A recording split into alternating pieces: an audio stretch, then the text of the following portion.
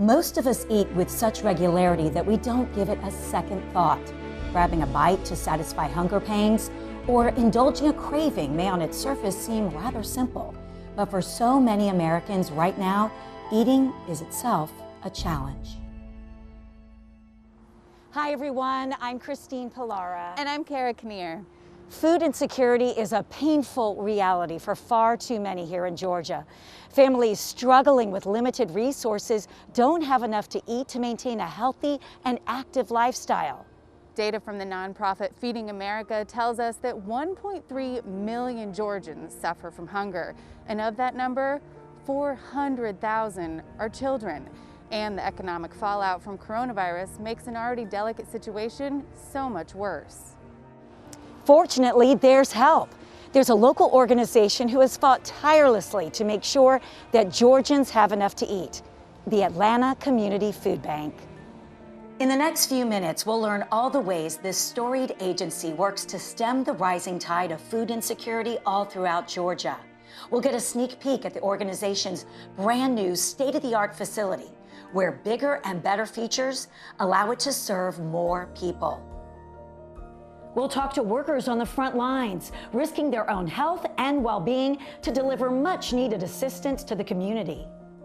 Discover how food bank officials leverage technology to feed health and nutrition information to once untapped audiences.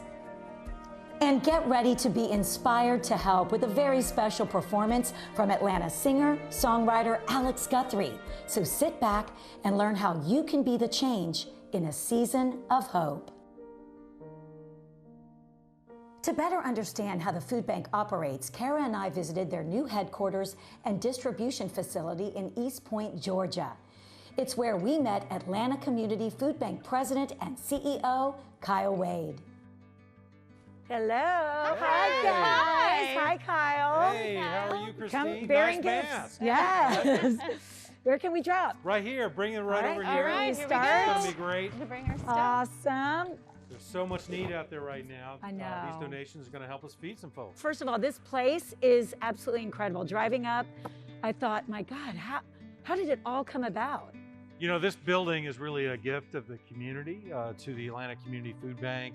We had to raise a lot of money and then spend a lot of time building it and getting it right, but it just gives us so much more capacity to serve people in need. It's 345,000 square feet.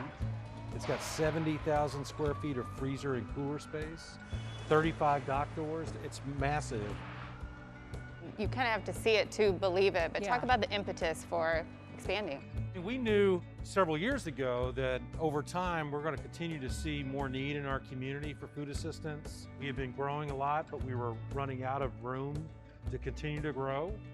And so we got into this thinking down the road we're going to need more space. And then of course the pandemic came and we had to grow overnight. Well, that's what I was going to ask, how the pandemic really has impacted the work that you're doing.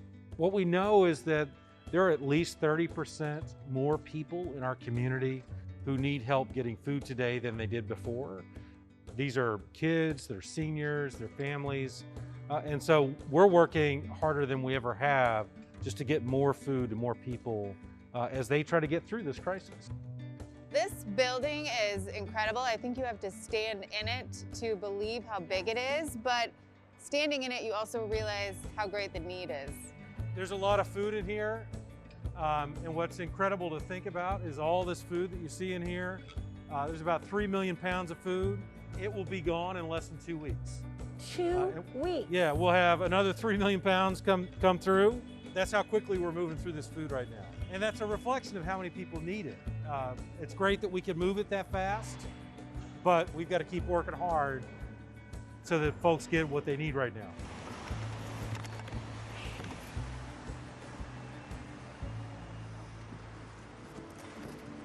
Where are we right now? So we're standing here in the Hunger Action Center.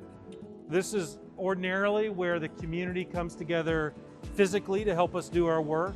This is where we have volunteers who help us inspect, sort, and pack food boxes that then go out to people in need. Since the pandemic, we've stopped using volunteers temporarily inside our building just to keep our staff as risk-free from the virus. Talk a little bit about your partnerships outside these walls. If you think about it, there's close to 1 million people who are food insecure across our community right now. We have 600 partner organizations that we supply with food. So those partners get food from us and then give it to people in need in their local community. They have just been incredibly courageous to stay in business, to keep working, to keep feeding people, even when their own life and health was at risk. I mean, what would you say keeps you up at night? The big concern we have is that this is not going to end anytime soon. Right? The economy is trying to get going again, but we think it's a long road to recovery.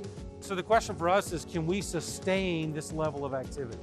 We've grown the amount of food that we're distributing by 70%.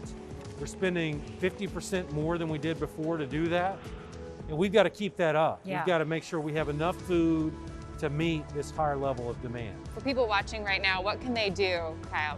If you go to our website, it's really simple. You can find ways to volunteer out in the community for sure. But the easiest thing to do is to support us financially. It'll take a couple minutes.